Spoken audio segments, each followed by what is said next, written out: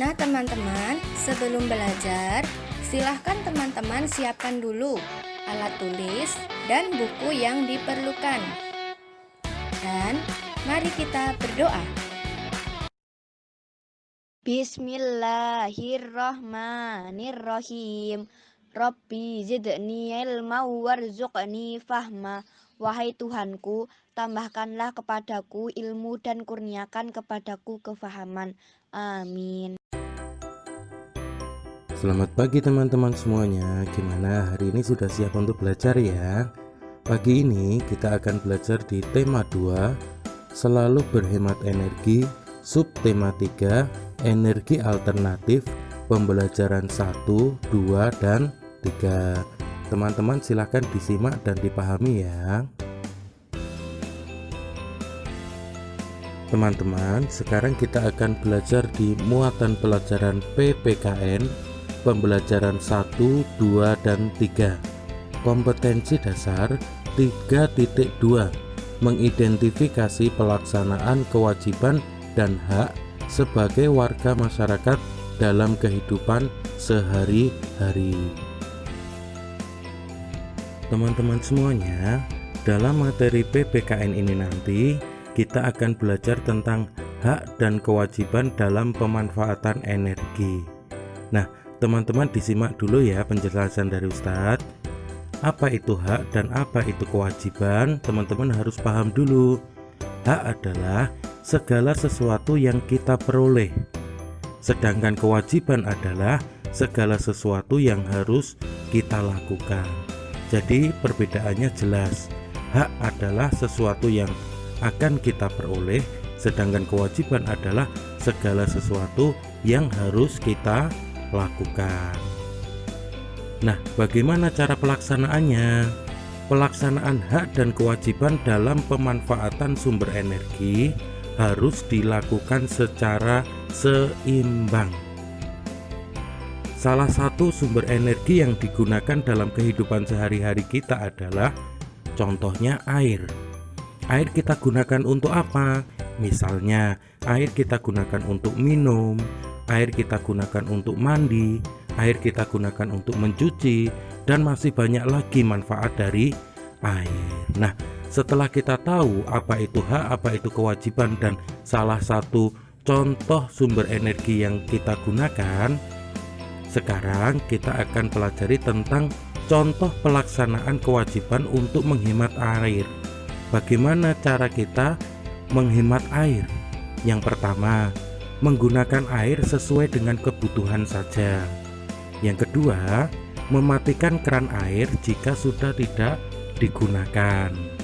Yang ketiga, tidak bermain air saat teman-teman sedang mandi. Yang keempat, menggunakan air bekas untuk menyiram tanaman. Nah, ini adalah 4 contoh bagaimana kita melaksanakan kewajiban untuk menghemat air. Nah, setelah kita melaksanakan kewajiban ini semuanya, maka barulah kita akan mendapatkan hak kita terhadap air. Hak kita apa? Air bisa kita gunakan untuk memenuhi kebutuhan kita sehari-hari. Nah, sampai di sini teman-teman materi pelajaran PPKN bisa dipahami ya. Selanjutnya, kita akan belajar di muatan pelajaran bahasa Indonesia, pembelajaran 1, 2, dan 3. Kompetensi dasar 3.1, mencermati gagasan pokok dan gagasan pendukung yang diperoleh dari teks lisan, tulis, atau visual. Kompetensi dasar yang kedua adalah 3.4, membandingkan teks petunjuk penggunaan dua alat yang sama dan yang berbeda. Nah, teman-teman silahkan disimak ya. Teman-teman, pada materi pelajaran bahasa Indonesia ini nanti kita akan belajar tentang teks petunjuk. Pada pertemuan sebelumnya, teman-teman sudah banyak belajar tentang teks petunjuk. Nah, sekarang coba kita ingat-ingat lagi yuk, apa yang dimaksud dengan teks petunjuk? Teks petunjuk adalah teks yang berisi informasi berupa arahan atau pedoman untuk menggunakan melakukan, atau membuat sesuatu. Nah, itu adalah pengertian dari teks petunjuk. Sekarang, bagaimana cara kita menyampaikan teks petunjuk itu dengan cara yang baik? Teks petunjuk itu harus disampaikan dengan cara yang baik. Caranya bagaimana? Yaitu menggunakan bahasa yang jelas dan mudah dipahami. Selanjutnya, disajikan secara berurutan. Selanjutnya, menggunakan kalimat perintah yang jelas dan tidak bermakna ganda atau ambigu. Ambigu artinya adalah bermakna ganda. Nah, ini adalah cara penyampaian kita dalam penyampaian teks petunjuk. Nah, tujuannya apa? Kita menyampaikan teks petunjuk tersebut. Nah, cara penyampaian teks petunjuk tersebut bertujuan memudahkan para pembaca atau pendengar untuk memahami seluruh perintah dengan baik. Jadi tujuannya hanya satu, biar para pembaca atau pendengar itu bisa memahami seluruh perintah dengan baik. Sampai di sini bisa dipahami teman-teman ya. Nah, teman-teman, setelah teman-teman belajar tentang pengertian teks petunjuk dan bagaimana cara penyampaiannya, pada kesempatan ini Ustadz memberikan contoh teks petunjuk. Nanti teman-teman bisa melihat juga di LKS masing-masing ya. Di sini Ustadz memberikan contoh teks petunjuk tentang apa? Tentang membuat layang-layang.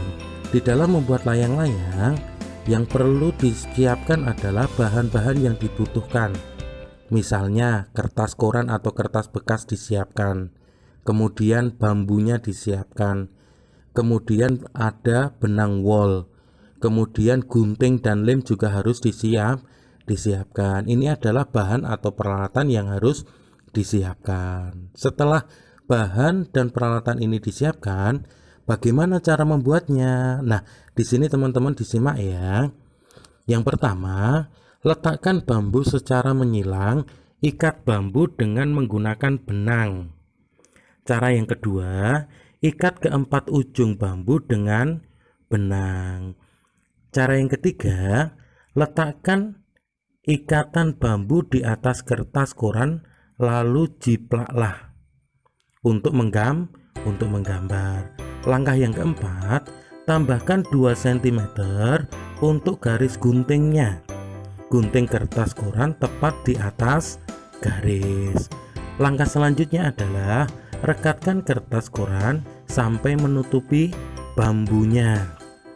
Langkah yang keenam, tambahkan ekor pada bagian bawah layang-layang dengan menggunakan guntingan kertas koran. Dan langkah yang terakhir apa? Buat lubang di tengah, yaitu dekat dengan penyilangan bambu. Masukkan benang dan ikat ke titik persilangan. Ikatkan ujung yang lain ke ujung bawah rangka. Nah, ini adalah contoh teks petunjuk dalam membuat layang-layang. Teman-teman bisa dipahami ya. Nah, teman-teman, setelah teman-teman sudah belajar tentang pengertian teks petunjuk, cara penyampaian teks petunjuk, dan berikut juga Ustadz sudah memberikan contoh dari teks petunjuk. Pada kesempatan ini kita akan belajar bagaimana cara menyajikan teks petunjuk. Nah, ada hal-hal yang perlu diperhatikan dalam menyajikan teks petunjuk. Hal-hal apa saja itu? Yang pertama, cantumkan hal-hal yang dianggap penting. Yang kedua adalah tuliskan petunjuk secara rinci dan runtut. Yang ketiga, cantumkan keterangan secara lengkap dan jelas. Yang keempat, gunakan bahasa yang singkat, jelas, dan komunikatif. Dan yang kelima adalah jika perlu disertakan dengan ilustrasi. Misalnya apa? Misalnya diberikan gambar. Nah, ini adalah hal-hal yang perlu diperhatikan ketika kita ingin menyajikan teks petunjuk. Tujuannya apa hal-hal ini harus diperhatikan? Yaitu supaya apa? Supaya para pendengar atau pembaca lebih mudah memahami isi dari teks petunjuk. Nah, teman-teman, ini materi bahasa Indonesia bisa dipahami teman-teman ya. Selanjutnya, kita akan belajar di muatan pelajaran IPA pembelajaran 1, 2, dan 3. Kompetensi dasar 3.5, mengidentifikasi berbagai sumber energi, perubahan bentuk energi, dan sumber energi alternatif, baik angin, air, matahari, panas bumi, bahan bakar organik, dan nuklir dalam kehidupan kita sehari-hari. Nah, teman-teman silakan disimak ya.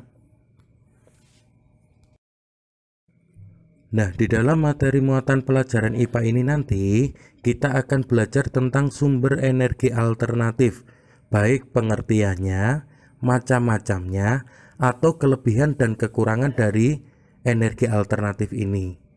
Nah, untuk yang pertama ini kita pahami dulu yuk pengertiannya apa tuh energi alternatif itu. Nah, teman-teman perlu ketahui bahwa minyak bumi berasal dari hewan dan tumbuhan yang melapuk dan tertimbun selama jutaan tahun dan keberadaannya tidak dapat diperbarui. Oleh karena itu, keberadaannya terbatas dan perlu dihemat dalam pemakaiannya. Bagaimana caranya?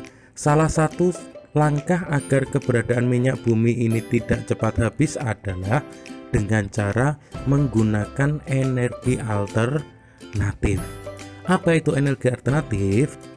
Energi alternatif adalah energi yang berasal dari alam, antara lain matahari, angin, air, gelombang laut, bahan bakar bio, dan panas bumi. Nah, energi alternatif ini tidak menimbulkan polusi. Artinya apa? Energi alternatif lebih ramah lingkungan dan memiliki sumber dengan jumlah yang tidak terbatas atau tersedia dalam waktu yang lama. Nah, dari pengertian ini teman-teman sudah bisa memahami ya apa yang dimaksud dengan energi alternatif itu. Nah, setelah teman-teman belajar tentang pengertian energi alternatif, sekarang kita akan belajar tentang macam-macam sumber energi alternatif. Tadi sudah Ustadz sebutkan bahwa energi alternatif itu ada beberapa macam. Ada energi matahari, ada energi angin, ada energi air, ada panas bumi, ada gelombang laut, dan juga ada bahan bakar bio. Kita bahas satu persatu ya. Yang pertama adalah energi matahari. Matahari merupakan sumber energi utama bagi bumi. Energi matahari dapat diubah menjadi energi bentuk lain. Misalnya apa?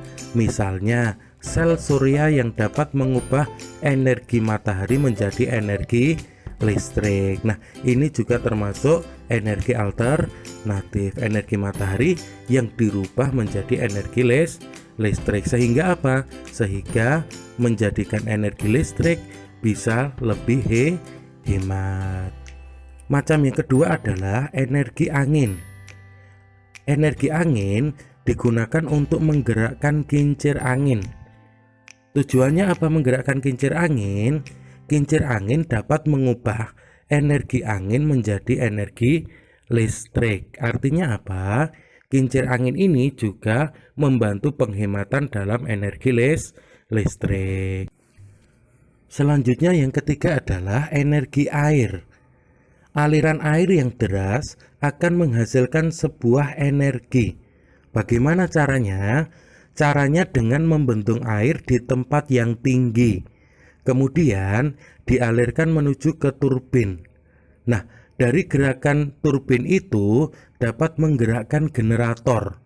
Sehingga apa? Sehingga generator itu dapat menghasilkan listrik. Energi air ini merupakan energi alternatif untuk penghematan apa? Sama dengan angin dan matahari tadi, yaitu bisa menghemat energi listrik. Nah, sampai di sini teman-teman bisa dipahami ya.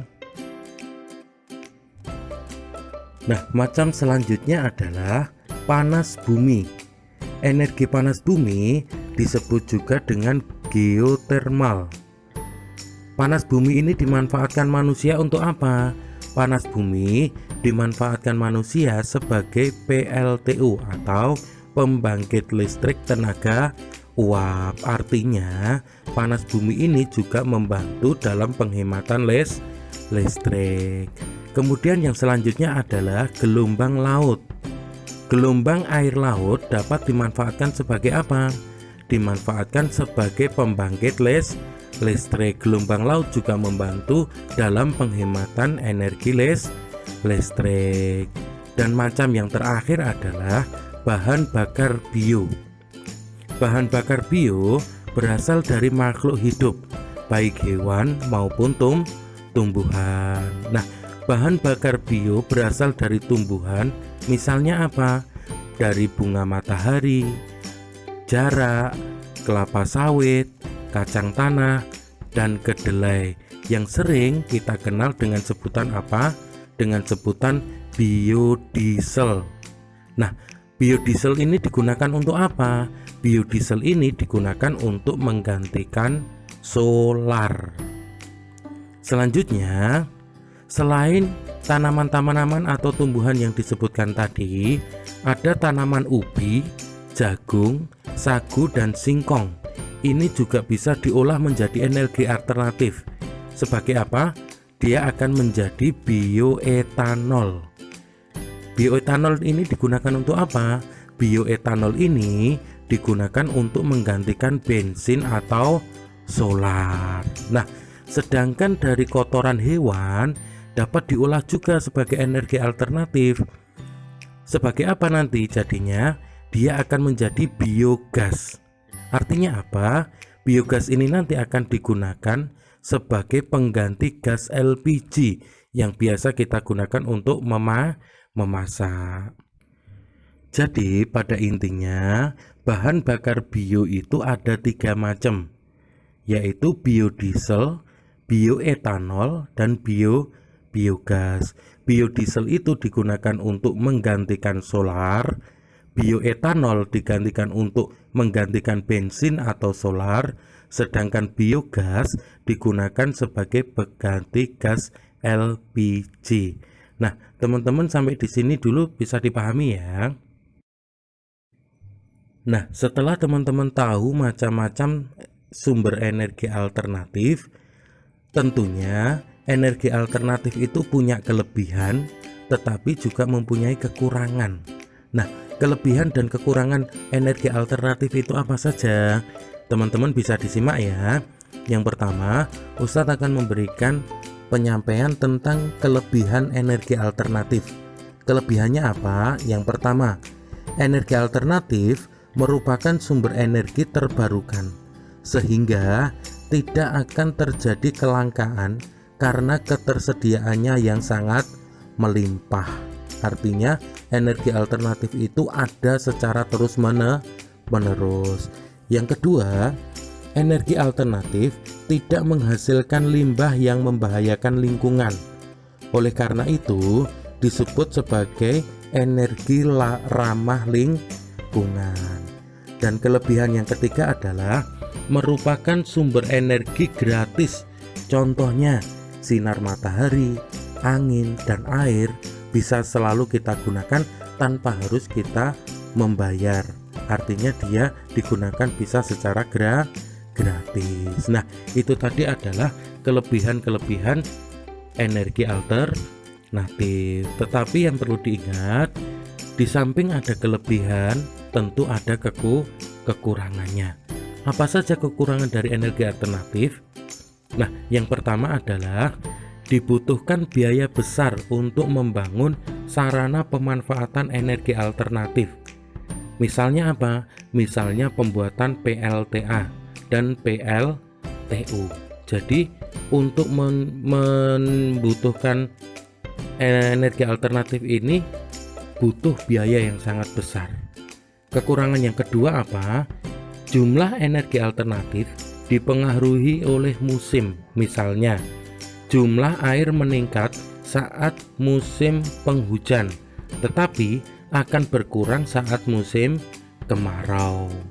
Kemudian kekurangan yang ketiga adalah keberadaan energi alternatif belum bisa efisien.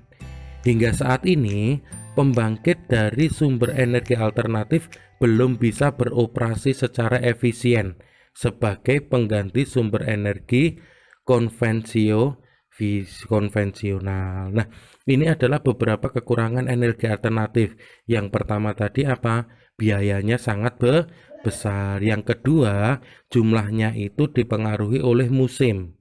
Dan yang ketiga, keberadaannya belum bisa berjalan secara baik. Nah, ini adalah kelebihan dan kekurangan dari energi alternatif. Sampai di sini bisa dipahami teman-teman ya.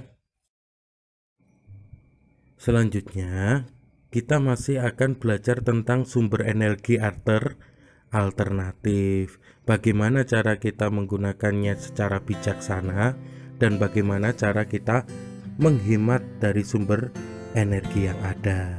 Nah, teman-teman perlu diketahui bahwa energi listrik memiliki manfaat besar dalam kehidupan. Misalnya apa? Misalnya kita menggunakan untuk menyalakan lampu, kita gunakan untuk menyalakan televisi, kita gunakan untuk menyalakan pompa air, dan lain sebagainya. Itu adalah beberapa contoh dalam pemanfaatan energi listrik dalam kehidupan kita sehari-hari. Nah, besarnya peranan energi listrik dalam kehidupan mengakibatkan peningkatan dalam penggunaannya. Sementara itu, ketersediaan dari energi listrik ini memiliki keterbatasan. Oleh karena itu, sumber energi alternatif yang dapat menghasilkan energi listrik sangat dibutuhkan sekali. Nah, banyak sumber energi listrik yang dapat diperbarui dan ramah lingkungan. Contohnya apa? Contohnya dari jeruk nipis, kemudian dari apel, kemudian juga dari kentang. Nah, salah satu contoh, jeruk nipis selain berguna untuk kesehatan, dapat juga menghasilkan energi listrik. Bagaimana caranya? Teman-teman silahkan disimak dan dipahami percobaan berikut ini ya. Nah, teman-teman silahkan disimak dan diperhatikan percobaan ini ya. Teman-teman juga bisa menyimak di LKS teman-teman masing-masing. Jeruk nipis bisa kita gunakan sebagai energi listrik. Bagaimana caranya? Nah, sebelum masuk ke dalam langkah-langkahnya, teman-teman bisa menyiapkan alat dan bahannya. Alat dan bahannya apa saja? Yang pertama, disiapkan 3 buah jeruk nipis. Kemudian 1 buah lampu LED. Kemudian lempengan seng. Kemudian lempengan tembaga. Kemudian kabel, dan yang terakhir adalah penjepit buaya. Nah, ini adalah alat-alat dan bahan-bahannya. Bagaimana langkah-langkahnya? Langkah-langkahnya adalah yang pertama, bersihkan ketiga buah jeruk nipis. Jeruk nipisnya dibersihkan terlebih dahulu. Langkah yang kedua adalah lempengan seng pada jeruk nipis yang pertama dihubungkan dengan bagian positif lampu. Lempengan tembaga pada jeruk nipis yang pertama dihubungkan ke lempengan seng jeruk nipis yang kedua. Kemudian langkah yang ketiga, lempengan tembaga pada jeruk nipis kedua dihubungkan pada lempengan seng yang ketiga. Dan langkah yang keempat adalah lempengan tembaga pada jeruk nipis ketiga dihubungkan ke bagian negatif lampu. Nah, teman-teman bisa melihat gambar yang ada di samping langkah-langkah itu biar mudah memahami langkah-langkah dalam percobaan energi alternatif dari jeruk nipis. Nah, dari percobaan itu nanti lampu pada rangkaian jeruk nipis akan menyala. Ketika apa? Ketika dihubungkan pada beberapa rangkaian jeruk nipis. Seng dan tembaga pada rangkaian jeruk tersebut disebut dengan elektroda. Sedangkan jeruk nipis disebut dengan elektrolit. Nah, meskipun lampu LED yang dipasangkan dalam percobaan itu nanti menyalanya tidak terlalu terang, tetapi ini bisa membuktikan bahwa apa?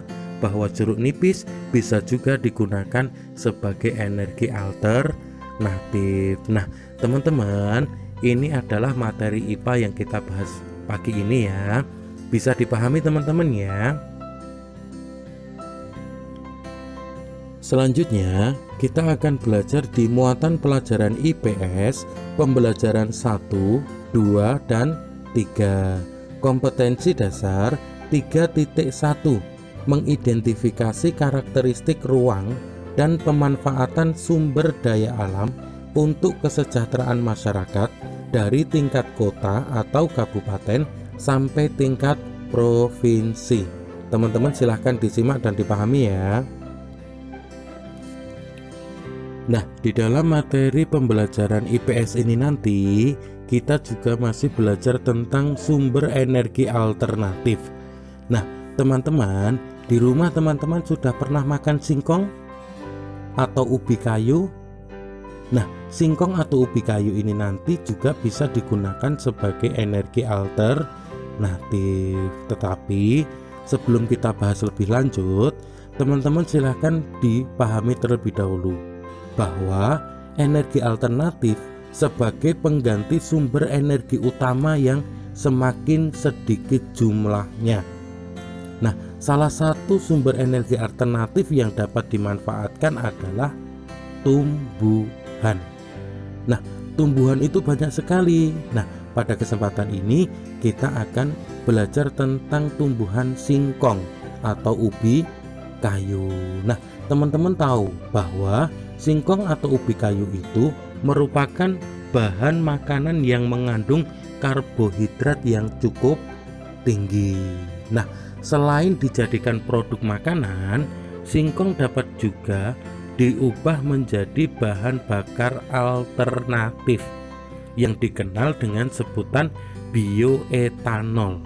Nah, bioetanol ini nanti akan digunakan sebagai pengganti bahan bakar bensin.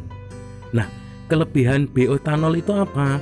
Kelebihan bioetanol itu adalah pembakaran lebih sempurna, kemudian biaya murah, kemudian irit bahan bakar, dan kelebihan yang terakhir adalah ramah lingkungan. Nah, ini adalah materi IPS di mana sumber energi alternatif dari singkong itu bisa diolah menjadi bahan bakar alternatif yang sering kita sebut dengan bioetanol yang digunakan untuk pengganti bahan bakar bensin. Nah, teman-teman sampai di sini bisa dipahami ya. Selanjutnya, kita akan belajar di muatan pelajaran SBDP pembelajaran 1, 2, dan 3. Kompetensi dasar 3.2, memahami tanda tempo dari tinggi rendah nada. Nah, teman-teman silahkan disimak ya. Nah, dalam muatan pembelajaran SBDP ini nanti kita akan belajar tentang tinggi rendah nada dan tempo. Teman-teman sudah tahu belum apa yang dinamakan nada dan apa yang dinamakan tempo? Nah, teman-teman bisa dipahami ya. Pada saat teman-teman menyanyikan sebuah lagu, teman-teman harus memperhatikan tinggi rendah nada dan tempo lagunya. Supaya apa? Supaya lagu yang disampaikan bisa lebih enak dan lebih indah untuk didengarkan. Nah, sekarang apa yang dinamakan dengan nada? Nada adalah bunyi yang memiliki getaran yang teratur. Nada dibagi menjadi dua macam, yaitu tinggi rendah dan panjang pendek. Nah, selanjutnya notasi terbagi menjadi dua macam, yaitu notasi angka dan notasi balok. Nah, notasi angka dan notasi balok ini mempunyai ciri-ciri masing-masing. Ciri-cirinya apa? Semakin besar angka pada notasi angka, maka semakin tinggi nadanya. Sedangkan dalam notasi balok, semakin ke kanan, maka semakin tinggi nadanya. Satu ulangi ya.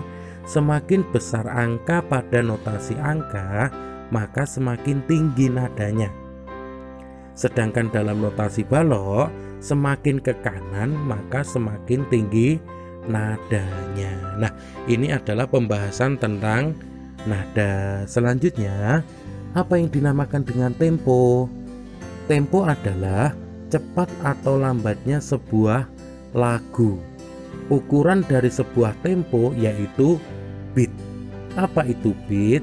Beat diartikan sebagai ketukan dasar yang menunjukkan banyaknya ketukan dalam 1 menit. Nah, itu tadi adalah penjelasan tentang beat. Nah, tempo itu dibagi menjadi 3 bagian.